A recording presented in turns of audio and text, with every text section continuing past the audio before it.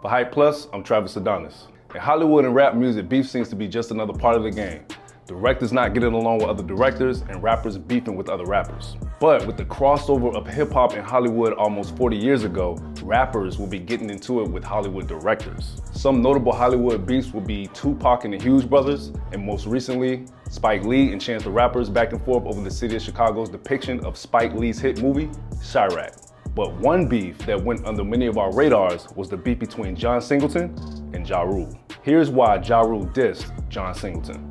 The Fast and Furious franchise is one of Hollywood's most highest grossing films of all time. After the departure of the franchise's original director, Rob Cohen, the late and great John Singleton, who made a name for himself directing Boys in the Hood, Poetic Justice, and Baby Boy, stepped in to direct the second installment of the Fast and Furious franchise, Too Fast, Too Furious, starring Paul Walker and Tyrese. What many don't know is that there was supposed to be a third star in the 2003 film, and that star was none other than multi-platinum rapper JaRule. JaRule had played a brief role in the first Fast and Furious film as the character named Edwin, a high-stakes street racer. In the first film, Edwin was a Los Angeles native who got involved in local street racing.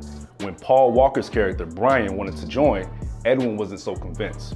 Edwin ended up joining Brian and Dom, played by Vin Diesel, in the race, but easily defeated and humiliated in front of the audience. It only made sense in Singleton's mind to have JaRule come back for the second film.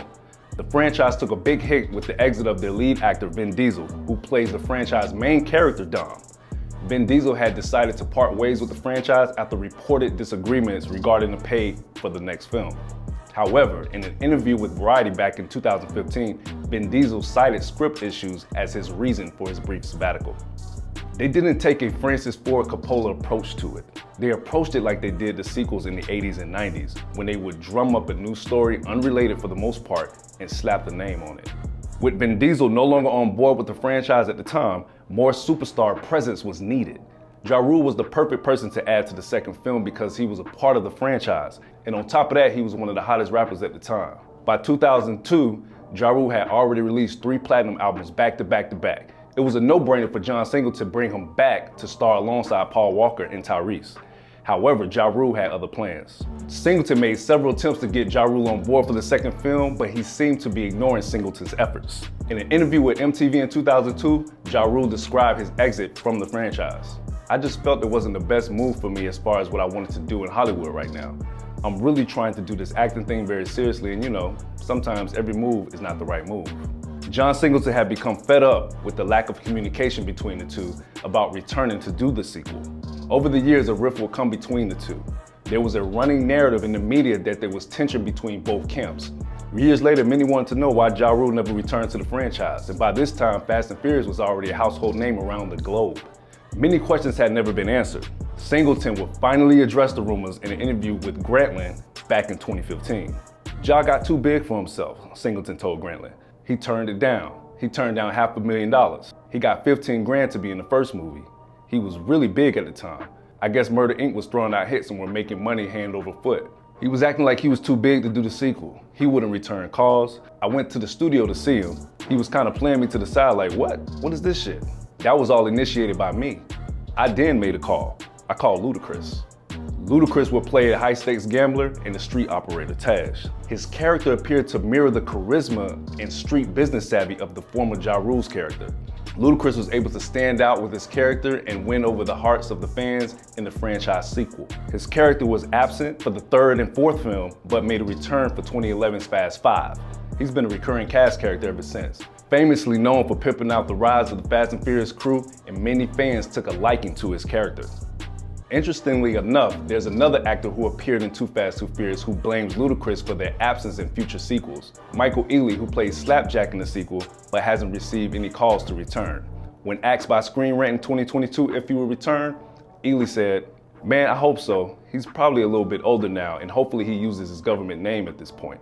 I don't know, I haven't gotten that call. They've made a lot of them without me. I blame Ludacris for this. I think it's his fault I haven't come back." Of course, Ealy was joking when he made that statement, but it appears as though he loved to be invited back for another installment. Singleton would later end up revealing that he ran into JaRule after Too Fast, Too Furious was released.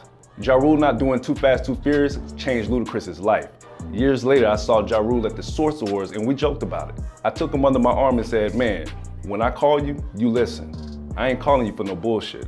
He said, yeah man, I'm sorry about that. He apologized. I love Ja. I still think Ja has a lot of personality and can come back in a different way.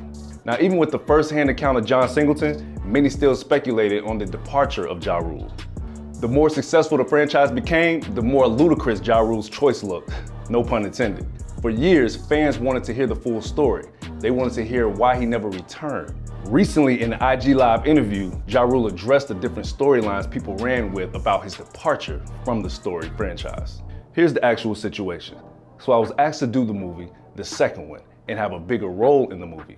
Vin Diesel wasn't coming back to the movie, nor was Rob Cohen. In the interim of that, I was being told, listen, the movie is not going to be what the first one was, Ja. So I made other arrangements, and those arrangements was to go on tour.